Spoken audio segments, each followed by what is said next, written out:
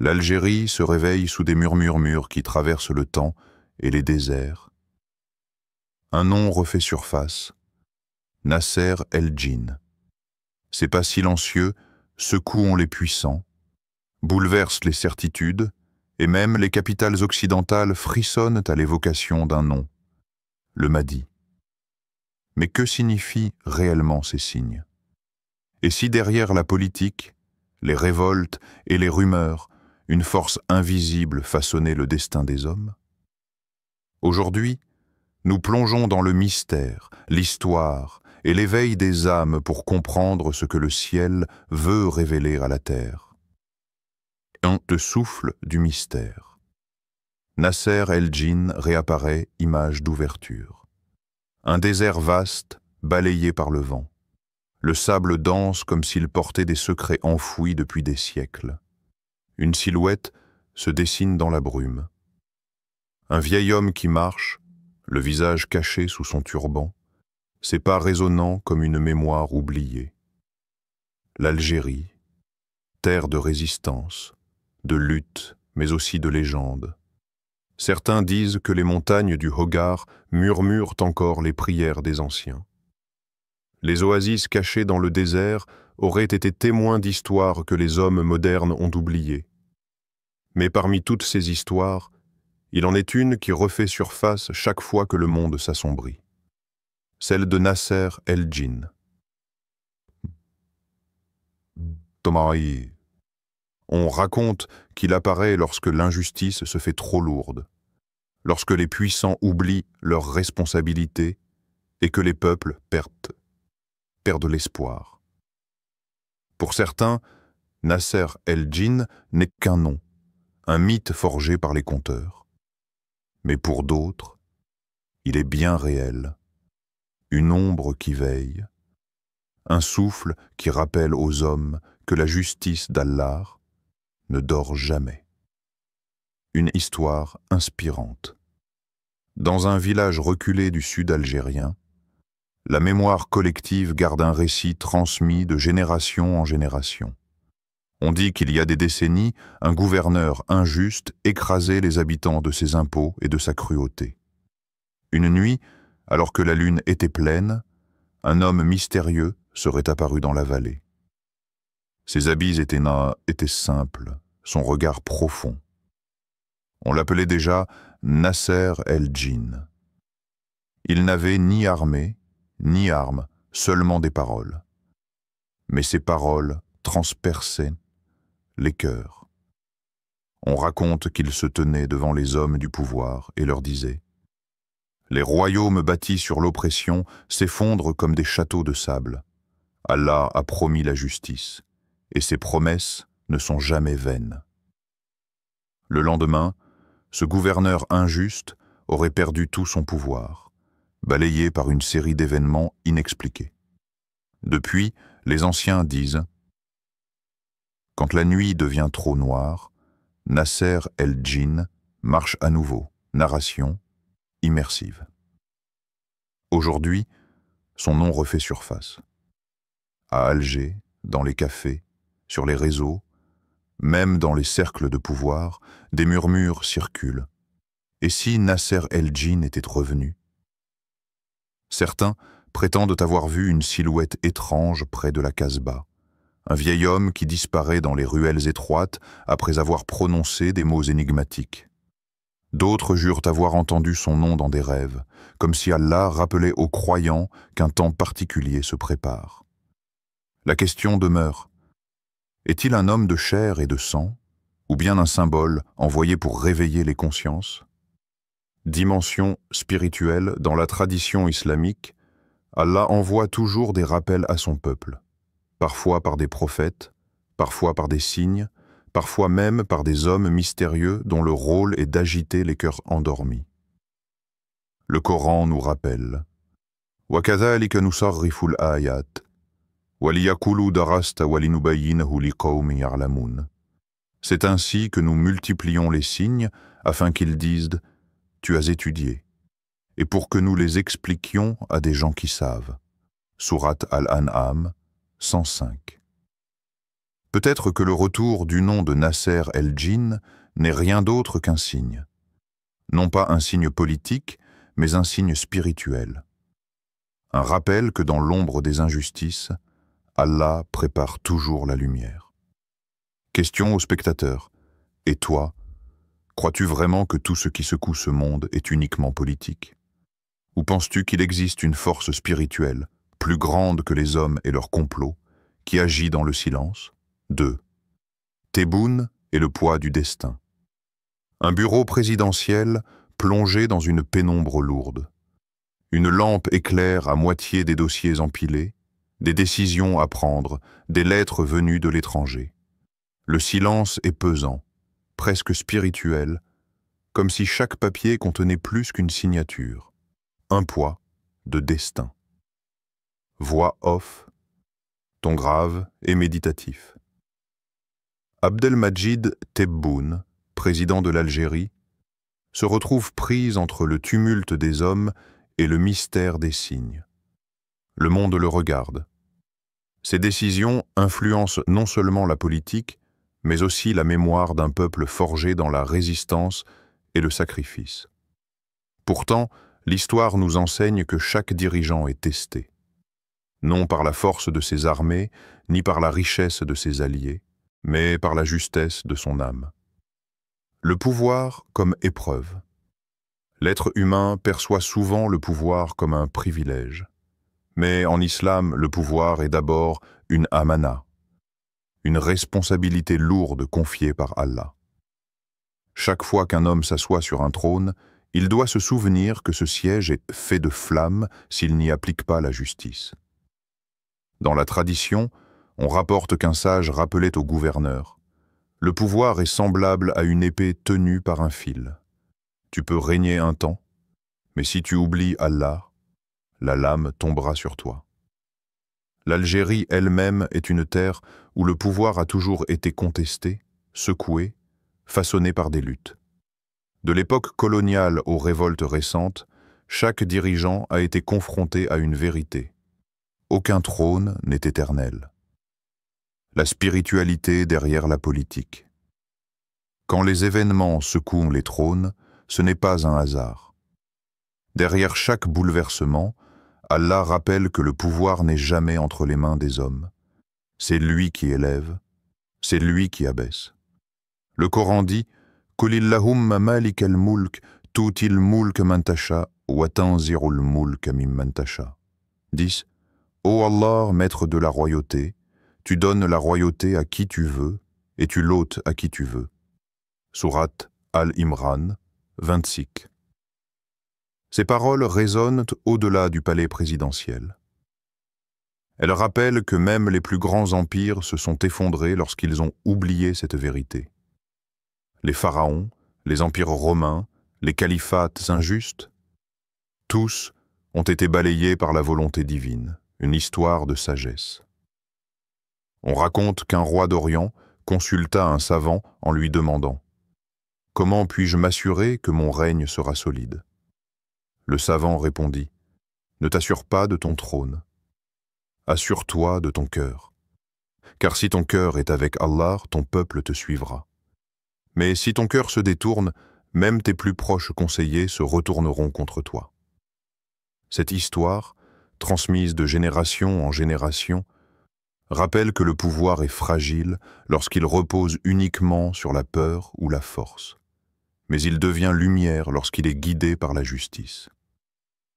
Analyse méditative. Aujourd'hui, Tebboune porte un poids immense. Ses choix ne concernent pas seulement des budgets ou des lois. Ils portent l'âme d'une nation, les attentes de millions d'âmes qui aspirent à plus que du pain et de l'eau. Elles aspirent à la dignité. Et dans ce tumulte, un nom resurgit. Nasser el-Djinn. Certains y voient un mythe, d'autres un signe. Mais qu'il soit mythe ou réalité, ce nom agit comme un miroir. Il rappelle aux gouvernants que le peuple n'oublie pas la justice et qu'Allah observe chacun de leurs actes. Question aux spectateurs. Et toi, dans ta vie, le pouvoir que tu convoites, qu'il soit dans ta famille, ton travail, ou même dans tes ambitions personnelles, est-il vraiment le tien? Ou bien n'est-ce qu'un prêt temporaire d'Allah, un test pour voir si tu l'utilises pour ton ego ou pour la vérité? 3. L'ombre du Mahdi et la peur de l'Occident. Plan sur les grandes capitales occidentales, Washington, Londres, Paris. Les gratte-ciel brillent dans la nuit, les feux rouges des antennes scintillent comme des signaux d'alerte. Des voix d'analystes se superposent en arrière-plan. Discours sur la sécurité mondiale, débats sur l'équilibre des puissances, rumeurs de guerre. L'Occident tremble dès que l'ombre du Mahdi est évoquée. Car dans leur crainte se cache une vérité. Le Mahdi n'est pas seulement une figure de foi. Il est le rappel que la justice divine viendra briser les équilibres artificiels bâtis sur l'injustice. Lorsque les peuples se lèvent, ce n'est pas seulement une révolte, c'est un souffle venu du ciel. La peur dans les capitales. Dans les couloirs de verre et d'acier des grandes institutions, le nom du Mahdi est rarement prononcé à voix haute. Mais il plane comme un spectre. Les stratèges le craignent, car ils savent qu'il n'incarne pas seulement une idée religieuse. Il symbolise la fin d'un système basé sur le déséquilibre et l'injustice. L'histoire témoigne, chaque fois qu'un peuple s'éveille avec une foi inébranlable, les puissances établies tremblent. Mais cette fois, la prophétie dit qu'il ne s'agira pas d'un simple soulèvement. Ce sera la justice divine qui traversera les frontières, et aucun arsenal, aucune armée, aucune diplomatie ne pourra l'arrêter. Un ancien récit andalou, un vieux récit d'Andalousie rapporte que lorsqu'un roi demandait à son conseiller « Devons-nous craindre les révoltes du peuple ?» le sage répondait « Non, Seigneur, ne craignez pas l'homme. Craignez le jour où Allah élèvera un homme contre vous. Car cet homme ne portera pas seulement l'épée, il portera le décret divin. » Et face au décret, même les royaumes les plus puissants s'effondrent. Ces paroles résonnent aujourd'hui comme un écho, car l'Occident, avec sa puissance militaire et économique, pressent inconsciemment ce jour. Celui où un homme, soutenu non par des alliances mais par la volonté d'Allah, se lèvera pour rétablir la balance. La prophétie et la justice divine. Le Mahdi n'est pas un roi ordinaire. Il ne cherche pas un trône, il ne convoite pas une couronne. Sa mission est claire. Redonner à l'humanité une justice qui a été volée. Mettre fin à l'arrogance des empires. Rappeler aux hommes que le monde ne leur appartient pas. Le Coran le rappelle avec force. وَنُرِيدُ أَن نَّمُنَّ عَلَى الَّذِينَ اسْتُضْعِفُوا فِي الْأَرْضِ وَنَجْعَلَهُمْ أَئِمَّةً وَنَجْعَلَهُمُ الْوَارِثِينَ. Et nous voulions favoriser ceux qui étaient opprimés sur terre, en faire des dirigeants et en faire les héritiers. Sourate Al-Qasas 5. Voilà ce que les puissances redoutent, que les opprimés deviennent les héritiers de la terre, l'atmosphère prophétique. Imagine un instant. Des foules en Orient, levant les mains vers le ciel, invoquant la justice. Des dirigeants de l'Ouest, scrutant leurs cartes stratégiques, incapables de comprendre comment une force invisible renverse leurs calculs. Ce n'est pas la politique habituelle. C'est la rencontre entre le visible et l'invisible, entre le pouvoir des hommes et le décret divin. Chaque prophétie, chaque récit des anciens prépare les croyants à ce moment. Et chaque injustice commise dans le monde moderne rapproche ce moment encore davantage. Le poids des illusions. Mais voici la question qui déchire le cœur. Le monde moderne a construit ses propres idoles. Technologie, argent, pouvoir, domination. Ces illusions tiennent les hommes prisonniers. Alors, quand le Mahdi apparaîtra, le choc sera immense. Car reconnaître sa lumière exigera de briser ses chaînes. Beaucoup préféreront rester aveugles, s'accrochant à leur confort et à leurs illusions. Mais ceux dont les cœurs seront éveillés verront en lui la main d'Allah. Tendue vers l'humanité, méditation pour le spectateur. Ce n'est pas seulement une prophétie lointaine. C'est une question directe pour ton âme. Car le Mahdi n'apparaît pas seulement pour bouleverser les empires, il vient aussi pour réveiller les cœurs endormis. Lorsque tu regardes autour de toi, vois-tu uniquement un monde matériel? Ou ressens-tu qu'il y a derrière ce décor une force invisible qui prépare quelque chose de plus grand? Question finale au spectateur. Si demain le Mahdi apparaissait, serais-tu prêt à reconnaître sa lumière, à t'y accrocher, à abandonner tes illusions pour marcher vers la vérité? Ou resterais-tu prisonnier du monde moderne, attaché à des chaînes qui ne mènent nulle part? 4. La conscience et l'éveil des âmes. Plus que la politique, plus que les rumeurs, il reste l'essentiel, ton âme. La réapparition de Nasser el-Djinn et les murmures autour du Mahdi ne sont peut-être qu'un rappel pour toi. Un appel à purifier ton cœur, à te rapprocher d'Allah avant que les grands signes ne se dévoilent. Il est facile de se perdre dans le tumulte du monde. Chaque jour, les écrans nous bombardent d'images, d'analyses et de prophéties. Mais au fond, une question demeure. Qu'est-ce que tout cela change dans ton cœur? Si demain les prophéties s'accomplissent, si les signes de la fin des temps apparaissent devant tes yeux, quelle serait ta position? Serais-tu éveillé ou bien endormi, prisonnier des illusions que ce monde a tissées autour de ton âme? Le véritable danger n'est pas la venue des épreuves, mais la cécité intérieure. Beaucoup attendent des événements spectaculaires, des bouleversements visibles, mais oublient que l'essentiel commence dans le silence de ton propre cœur. Allah dit dans le Coran, « Yawma la yanfa'u malun wala banoun. Illa man atallaha biqalbin salim. » Le jour où ni les biens, ni les enfants ne seront d'aucune utilité, sauf pour celui qui viendra à Allah avec un cœur pur. Sourate Ash-Shu'ara, 88 à 89. Un cœur pur. Voilà le véritable signe. Le monde peut s'agiter, les royaumes tomber, les prophéties s'accomplir. Mais si ton cœur reste dur, insensible, alors tu auras manqué le sens de l'histoire. L'éveil des âmes n'est pas une théorie. C'est une lutte intérieure. C'est résister aux tentations quotidiennes. C'est ne pas laisser ton téléphone voler chaque instant de ton silence avec Allah.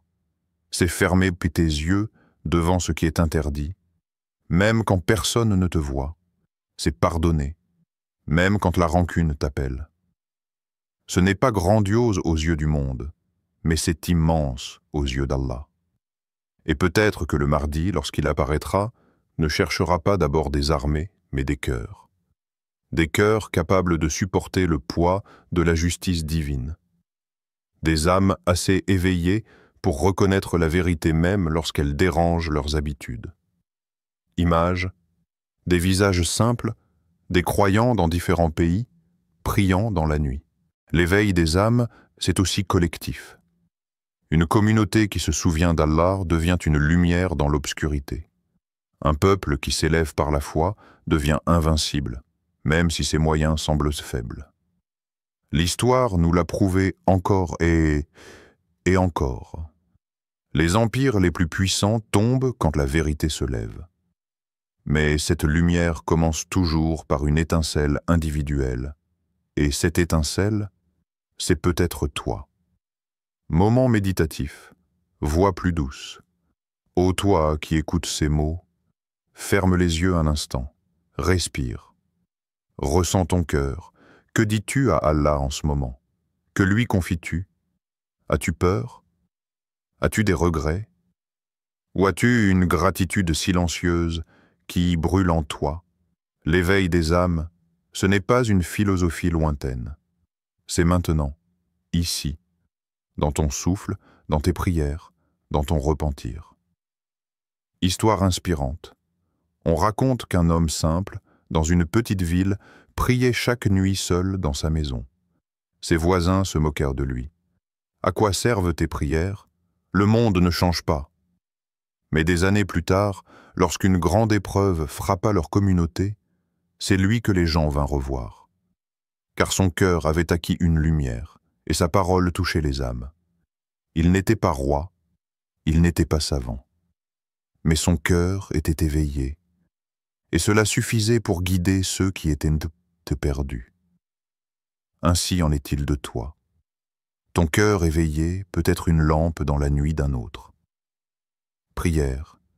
Ô Allah, accorde-nous la clairvoyance, fais de nous des serviteurs éveillés, éloigne-nous des illusions de ce monde et prépare nos cœurs à la justice de ton décret.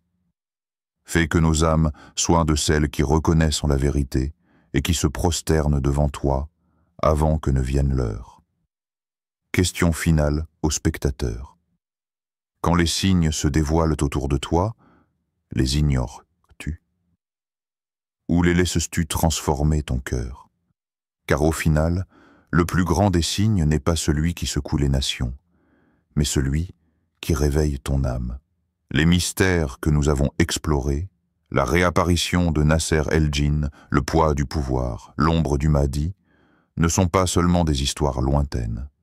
Ils sont des rappels pour chacun de nous. Car au-delà des royaumes et des complots, au-delà des peurs et des illusions, le véritable test réside dans ton cœur. Sera-t-il éveillé? Sera-t-il prêt à reconnaître la lumière divine quand les signes se manifesteront? Souviens-toi, le monde peut vaciller, les empires peuvent tomber, mais ton âme est ton trésor le plus précieux. Protège-la, purifie-la et laisse-la se rapprocher d'Allah, car en elle se trouve la vraie lumière qui guide au-delà des tempêtes.